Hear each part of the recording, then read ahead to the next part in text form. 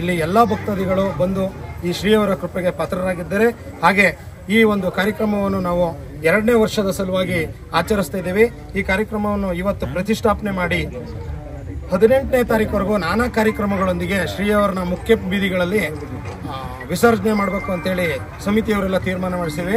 ಇದರಲ್ಲಿ ವಿಶೇಷ ಏನಂದ್ರೆ 13/9/2024 ಶುಕ್ರವಾರ ಉಚಿತ ಆರೋಗ್ಯ ಶಿಬಿರ, ಬೃಹತ್ ಉಚಿತ ಆರೋಗ್ಯ ಶಿಬಿರದೊಂದಿಗೆ ಎತ್ತುಗಳ ಪ್ರದರ್ಶನ ಮಾಡಬೇಕು ಅಂತಿದ್ದೀವಿ. ಸುತ್ತಮುತ್ತಲ ಹಳ್ಳಿಗಳಲ್ಲಿ ಇರುವಂಥ ಎತ್ತುಗಳನ್ನ ತಂದು ಒಂದು ಹಳೆ ಒಂದು ನಾಗರಿಕತೆನ ಜನಗಳಿಗೆ ತೋರಿಸ್ಬೇಕು ಅಂತ ಹೇಳಿ ಒಂದು ಹೊಸ ಒಂದು ಮಾದರಿಲಿ ಎತ್ತುಗಳ ಪ್ರದರ್ಶನ ಮಾಡಿ ಆ ಎತ್ತುಗಳಿಗೆ ಮೊದಲನೇ ಬಹುಮಾನವಾಗಿ 15,000, 2ನೇ ಬಹುಮಾನವಾಗಿ 10,000, 3ನೇ ಬಹುಮಾನವಾಗಿ 5,000 ಹಾಗೂ ಬರುವಂಥ ಎಲ್ಲ ರೈತರಿಗೆ ಒಂದು ಸಮಾಧಾನಕರ ಬಹುಮಾನ ಕೊಡುವ ಮೂಲಕ ಈ ಒಂದು ಕಾರ್ಯಕ್ರಮಕ್ಕೆ ಮೆರುಗುಗೊಳಿಸಬೇಕು ಅಂತ ನಮ್ಮ ಎಲ್ಲ ಸಮಿತಿಯವರು ಒಂದು ತೀರ್ಮಾನ ಕೈಗೊಂಡಿದ್ದಾರೆ.